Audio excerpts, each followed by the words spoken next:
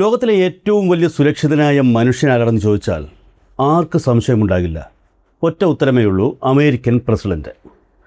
അദ്ദേഹത്തിൻ്റെ യാത്രകൾ എത്രത്തോളം സങ്കീർണവും സുരക്ഷാ സജ്ജീകരണങ്ങളോടെയും ആണെന്ന് നമുക്കെല്ലാവർക്കും അറിയാം.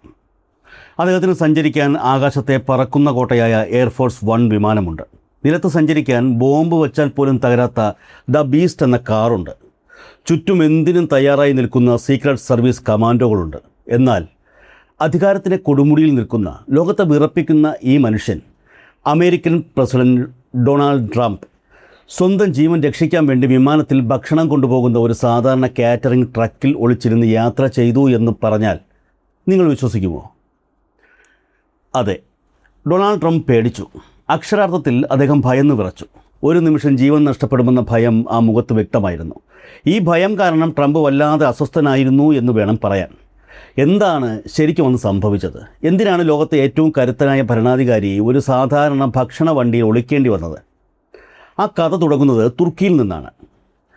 ജൂലൈ 8-ാം തീയതി തുർക്കിയിലെ അങ്കാറയിൽ ലോക നേതാക്കൾ മുഴുവൻ ഒത്തുചേരുന്ന നാറ്റോ ഉച്ചകോടി നടക്കുകയാണ്. അമേരിക്കൻ പ്രസിഡന്റ് എന്ന നിലയിൽ ഡൊണാൾഡ് ട്രംപും അവിടെ എത്തി. അദ്ദേഹത്തിൻ്റെ വരവ് വളരെ ഗംഭീരമായിരുന്നു. ആകാശത്തെ ഒരു കൊട്ടാരം എന്ന് വിശേഷിപ്പിക്കാവുന്ന അത്രയും വലിയ ഒരു ആഡംബര വിമാനത്തിലായിരുന്നു അദ്ദേഹം തുർക്കിയിൽ വന്നിറങ്ങിയത്. അത് വെറുമൊരു വിമാനമായിരുന്നില്ല. അമേരിക്കൻ പ്രസിഡന്റിന് വേണ്ടി ഖത്തർ ഭരണകൂടം സമ്മാനിച്ച കോടിക്കണക്കിന് രൂപ വിലമതിക്കുന്ന പുതിയ ബോയിങ് 7478 എന്ന ആഡംബര വിമാനം. തൻ്റെ ഈ പുതിയ വിമാനത്തിൻ്റെ ആഡംബരത്തെക്കുറിച്ച് ട്രംപ് വളരെ അഭിമാനത്തോടെ സംസാരിക്കുകയും ചെയ്തിരുന്നു. ഉച്ചകോടി എല്ലാം കഴിഞ്ഞ് വളരെ സന്തോഷത്തോടെ മടങ്ങാൻ തയ്യാറെടുക്കുകയായിരുന്നു അദ്ദേഹം. എന്നാൽ കാര്യങ്ങൾ മാറി മറിയാൻ നിമിഷങ്ങൾ മാത്രമേ വേണ്ടി വന്നുള്ളൂ. അമേരിക്കൻ ഇൻ്റലിജൻസ് ഏജൻസികൾക്ക് പെട്ടെന്നൊരു രഹസ്യ വിവരം ലഭിച്ചു. ഒരു സാധാരണ ഭീഷണിയായിരുന്നില്ല അത്. ഇറാനിൽ നിന്നുള്ള കൃത്യമായ, വളരെ വ്യക്തമായ ഒരു കൊലപാതക ഭീഷണി. തുർക്കിയിൽ വെച്ചോ അല്ലെങ്കിൽ തുർക്കിയിൽ നിന്നും മടങ്ങുന്ന വഴി ആകാശത്ത് വെച്ചോ ട്രംപിനെ വകവരുത്താൻ ഇറാൻ പദ്ധതിയിടുന്നു എന്നായിരുന്നു ആ സന്ദേശം. തുർക്കിയുടെ അതിർത്തി പങ്കിടുന്ന രാജ്യമാണ് ഇറാൻ.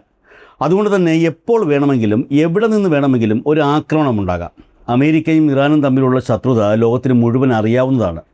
അതുകൊണ്ട് തന്നെ ഈ ഭീഷണി വെറുമൊരു തമാശയായി തള്ളിക്കളയാൻ അമേരിക്കൻ സുരക്ഷാ ഉദ്യോഗസ്ഥർക്ക് കഴിയില്ലായിരുന്നു. ഈ വാർത്ത അറിഞ്ഞ നിമിഷം ഡൊണാൾഡ് ട്രംപിൻ്റെ മുഖത്തെ ചിരിമാഞ്ഞു. താൻ നിൽക്കുന്നത് ശത്രുക്കളുടെ വലയത്തിലാണെന്ന തിരിച്ചറിവ് അദ്ദേഹത്തെ വല്ലാതെ വേട്ടയാടി. മരണഭയം അദ്ദേഹത്തെ ഗ്രസിച്ചു. അദ്ദേഹം അങ്ങേയറ്റം പേടിച്ചുപോയി എന്നതാണ് സത്യം. ഓരോ നിമിഷവും അദ്ദേഹം അസ്വസ്ഥനായിരുന്നു. ചുറ്റുമുള്ള എല്ലാവരെയും സംശയത്തോടെ നോക്കുന്ന അവസ്ഥ. എവിടെ നിന്നാണ് ഒരു വെടിയുണ്ട പാഞ്ഞു വരിക, അല്ലെങ്കിൽ എപ്പോഴാണ് തൻ്റെ വിമാനത്തിന് നേരെ ഒരു മിസൈൽ കുതിച്ചെത്തുക എന്ന് ആർക്കും പ്രവചിക്കാൻ കഴിയില്ലായിരുന്നു. ട്രംപിനെ സുരക്ഷിതമായി അമേരിക്കയിൽ തിരിച്ചെത്തിക്കുക എന്നത് സീക്രട്ട് സർവീസ് ഉദ്യോഗസ്ഥരെ സംബന്ധിച്ച് ഏറ്റവും വലിയ വെല്ലുവിളിയായി മാറി. ഇവിടെയാണ് മറ്റൊരു പ്രശ്നം സുരക്ഷാ ഉദ്യോഗസ്ഥരെ കുഴപ്പത്തിലാക്കിയത്. ട്രംപ് തുർക്കിയിൽ വന്നിറങ്ങിയ ആ പുതിയ ഖത്തർ വിമാനം, കോടികൾ വിലമതിക്കുന്ന സ്വർണവും ആഡംബരങ്ങളും നിറഞ്ഞ ആ വിമാനത്തിൽ ഒരു വലിയ കുറവുണ്ടായിരുന്നു. പഴയ എയർഫോഴ്സ് 1 വിമാനത്തിലുള്ളതുപോലെ ശത്രുക്കളുടെ മിസൈലുകളെ വഴിതിരിച്ചു വിടാനും ആക്രമണങ്ങളെ പ്രതിരോധിക്കാനുമുള്ള അത്യാധുനിക മിലിറ്ററി സുരക്ഷാ സംവിധാനങ്ങൾ ആ പുതിയ വിമാനത്തിൽ പൂർണ്ണമായും സജ്ജീകരിച്ചിരുന്നില്ല. അതായത്, ഇറാൻ ഒരു മിസൈൽ ആക്രമണം നടത്തിയാൽ ആ പുതിയ വിമാനത്തിന് അത് തടയാൻ കഴിഞ്ഞേക്കില്ല. ആകാശത്ത് വച്ച് അമേരിക്കൻ പ്രസിഡന്റ് കൊല്ലപ്പെട്ടേക്കാം. ഈ സത്യം മനസ്സിലാക്കിയതോടെ ട്രംപിൻ്റെ ഭയം ഇരട്ടിയായി. സ്വന്തം ജീവൻ അപകടത്തിലാണെന്ന് മനസ്സിലാക്കിയ ഒരു സാധാരണക്കാരനെ പോലെ അദ്ദേഹം പരിഭ്രാന്തനായി. ഇനി ആ വിമാനത്തിൽ യാത്ര ചെയ്യില്ല എന്ന് അദ്ദേഹം തീരുമാനിച്ചു. പിന്നെ എന്തു ചെയ്യും? ഈ പ്രതിസന്ധി ഘട്ടത്തിലാണ് അമേരിക്കൻ സീക്രട്ട് സർവീസ് അവരുടെ ബുദ്ധി ഉപയോഗിച്ചത്. ഒരു ഹോളിവുഡ് ത്രില്ലർ സിനിമയെ വെല്ലുന്ന ഒരു നാടകം അവർ അവിടെ പ്ലാൻ ചെയ്തു. ശത്രുക്കളെ മാത്രമല്ല, സ്വന്തം നാട്ടുകാരെയും ലോകമാധ്യമങ്ങളെയും, എന്തിനു പറയുന്നു, സ്വന്തം സ്റ്റാഫുകളെ വരെ കബളിപ്പിക്കുന്ന ഒരു വമ്പൻ തന്ത്രം. ലക്ഷ്യം ഒന്നു മാത്രം, പ്രസിഡന്റിൻ്റെ ജീവൻ രക്ഷിക്കുക. ആ നാടകം ആരംഭിക്കുന്നത് ട്രംപിൻ്റെ സോഷ്യൽ മീഡിയയായ ട്രൂത്ത് സോഷ്യലിലൂടെയാണ്.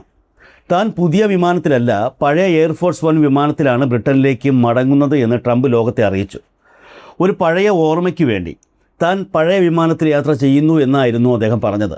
പുതിയ വിമാനം കാണാൻ ബ്രിട്ടനിലെ അമേരിക്കൻ സൈനികർക്ക് അവസരം നൽകാനാണ് താൻ ഇങ്ങനെ ചെയ്യുന്നത് എന്നൊരു ന്യായീകരണവും അദ്ദേഹം നൽകി. എന്നാൽ അതൊരു പച്ച കള്ളമായിരുന്നു. തൻ്റെ ജീവന് ഭീഷണിയുണ്ടെന്നും പുതിയ വിമാനത്തിന് സുരക്ഷാ കുറവാണെന്നും ലോകം അറിയാതിരിക്കാൻ, അല്ലെങ്കിൽ ശത്രുക്കൾ തൻ്റെ നീക്കം അറിയാതിരിക്കാൻ അദ്ദേഹം തന്നെ ഇറക്കിയ ഒരു കള്ളം. തുർക്കിയിലെ വിമാനത്താവളത്തിൽ മാധ്യമപ്രവർത്തകരുടെ വലിയൊരു നിര തന്നെയുണ്ടായിരുന്നു. പഴയതും പുതിയതുമായ 2 വലിയ വിമാനങ്ങളും അവിടെ കിടപ്പുണ്ടായിരുന്നു. ക്യാമറകളുടെ കണ്ണുകളെ വെട്ടിച്ച് ഒന്നും ചെയ്യാൻ കഴിയില്ല. അതുകൊണ്ട് സുരക്ഷാ ഉദ്യോഗസ്ഥർ തങ്ങളുടെ പ്ലാൻ എക്സിക്യൂട്ട് ചെയ്യാൻ തുടങ്ങി. ലോകത്തെ മുഴുവൻ വിശ്വസിപ്പിക്കാൻ വേണ്ടി ഡൊണാൾഡ് ട്രംപ് മാധ്യമപ്രവർത്തകർ നോക്കി നിൽക്കെ വളരെ കൂളായി പഴയ എയർഫോഴ്സ് 1 വിമാനത്തിൻ്റെ പടികൾ കയറി. ക്യാമറകൾക്ക് നേരെ കൈവീശി കാണിച്ച് ഒരു ചിരിയും പാസാക്കി അദ്ദേഹം വിമാനത്തിനുള്ളിലേക്ക് മറഞ്ഞു. ഈ വിമാനത്തിൽ മാധ്യമപ്രവർത്തകരും വൈറ്റ് ഹൗസിലെ മറ്റ് ഉദ്യോഗസ്ഥരും മുൻപേ തന്നെ കയറിയിരിപ്പുണ്ടായിരുന്നു.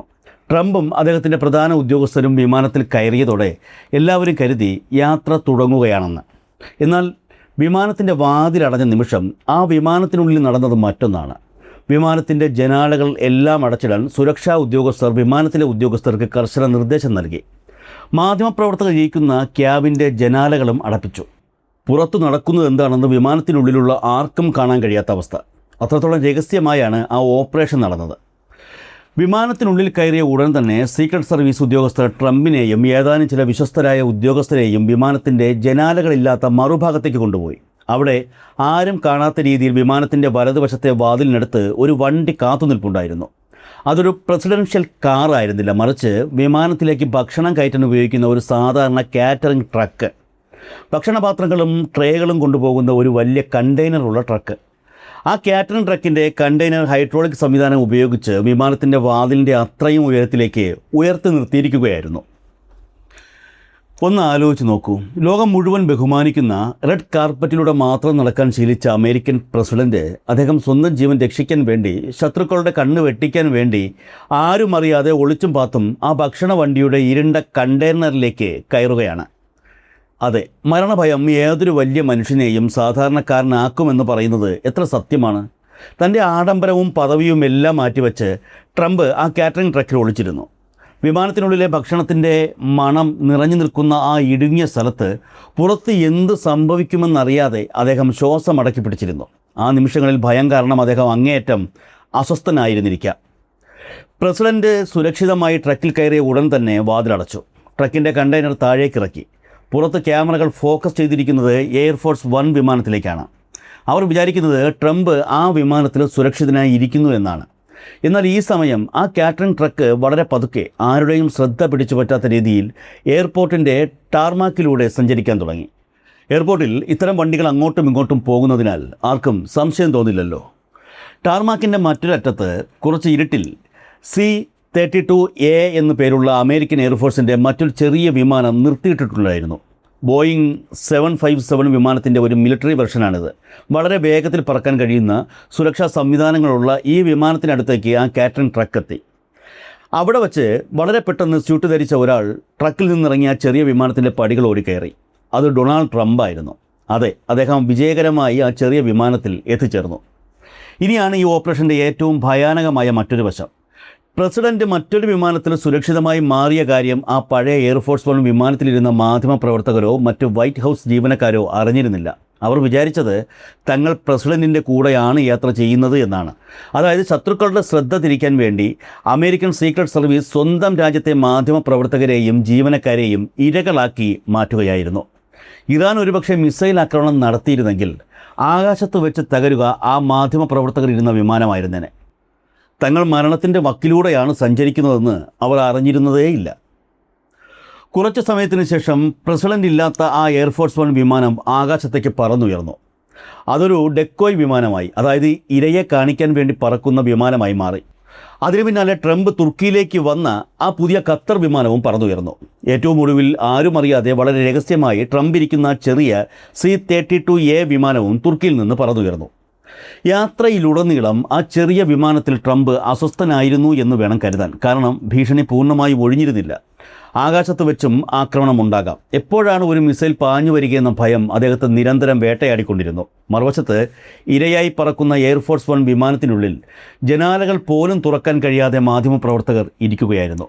യുദ്ധമേഖലകളിലൂടെ പറക്കുമ്പോൾ മാത്രമാണ് ഇങ്ങനെ ജനാലകൾ പൂർണ്ണമായും അടച്ചിടാൻ നിർദ്ദേശം നൽകുക. തങ്ങൾ എന്തോ വലിയ അപകടത്തിന് നടുവിലാണെന്ന് അവർക്ക് തോന്നി തുടങ്ങിയിരുന്നു. പിന്നീട് അവർ ട്രംപിനോട് ഇതിനെക്കുറിച്ച് ചോദിച്ചപ്പോൾ അദ്ദേഹം പറഞ്ഞതിങ്ങനെയായിരുന്നു: നമ്മൾ ഒരുപക്ഷെ വളരെ അപകടം പിടിച്ച ഒരു യാത്രയിലായിരിക്കാം. കാരണം നമുക്ക് നേരിടാനുള്ളത് അത്രയും മോശം ആളുകളെയാണ്. എന്നാൽ അപ്പോൾ പോലും താൻ അവരോടൊപ്പം ഇല്ലായിരുന്നു എന്ന സത്യം ട്രംപ് മറച്ചുവെച്ചു. ഞാൻ പോകുകയാണെങ്കിൽ നിങ്ങളും എൻ്റെ കൂടെ വരുമല്ലേ എന്ന് പറഞ്ഞ് അദ്ദേഹം അതൊരു തമാശയാക്കി മാറ്റാൻ ശ്രമിച്ചു. എന്നാൽ സത്യത്തിൽ അദ്ദേഹം തൻ്റെ ജീവൻ രക്ഷിക്കാൻ വേണ്ടി അവരെ മരണത്തിന് മുന്നിലേക്ക് ഇട്ടുകൊടുക്കുകയായിരുന്നു. മണിക്കൂറുകൾ നീണ്ട ആ ഉദ്യോഗജനകമായ യാത്രയ്ക്കൊടുവിൽ രാത്രി ഏകദേശം 10:20 ട്രംപ് സഞ്ചരിച്ച ചെറിയ വിമാനം ബ്രിട്ടനിലെ റോയൽ എയർഫോഴ്സ് ബേസിൽ സുരക്ഷിതമായി ഇറങ്ങി. തൊട്ടു പിന്നാലെ മിനിറ്റുകളുടെ വ്യത്യാസത്തിൽ മാധ്യമപ്രവർത്തകർ സഞ്ചരിച്ച പഴയ എയർഫോഴ്സ് വണ്ണും അവിടെ ലാൻഡ് ചെയ്തു. അവിടെ വച്ച് മറ്റൊരു നാടകം കൂടി നടന്നു. ആരും അറിയാതെ ആ ചെറിയ വിമാനത്തിൽ നിന്നിറങ്ങിയ ട്രംപ് വീണ്ടും ആ പഴയ എയർഫോഴ്സ് വൺ വിമാനത്തിലേക്ക് തന്നെ കയറി. എന്നിട്ട് 10:56 ആ പഴയ വിമാനത്തിൻ്റെ പടികൾ ഇറങ്ങി അദ്ദേഹം പുറത്തേക്ക് വന്നു. ക്യാമറകൾക്ക് മുന്നിൽ വിക്ടറി ചിഹ്നം കാണിച്ച് അദ്ദേഹം തിളങ്ങി നിന്നു. ലോകം വിചാരിച്ചത് അദ്ദേഹം തുർക്കിയിൽ നിന്ന് ആ വിമാനത്തിലാണ് വന്നതെന്നാണ്.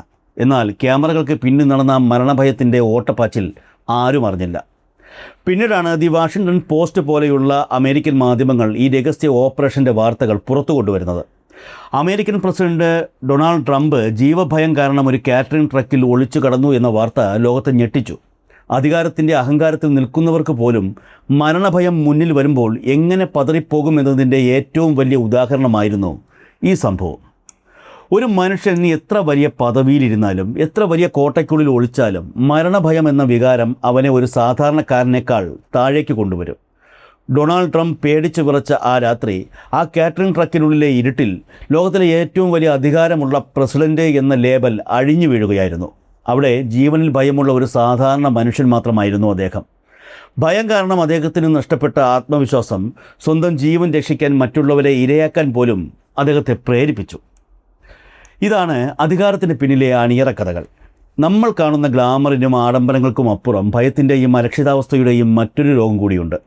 ലോകത്തെ വിറപ്പിക്കുന്നവർ പോലും ചിലപ്പോൾ ഒരു കാറ്ററിംഗ് ട്രക്കിൻ്റെ ഇരുട്ടിൽ സ്വന്തം ശ്വാസമടക്കി പിടിച്ച് ഒളിച്ചിരിക്കേണ്ടി വരും. ജീവഭയം അതാരെയും എന്തും ചെയ്യിക്കും.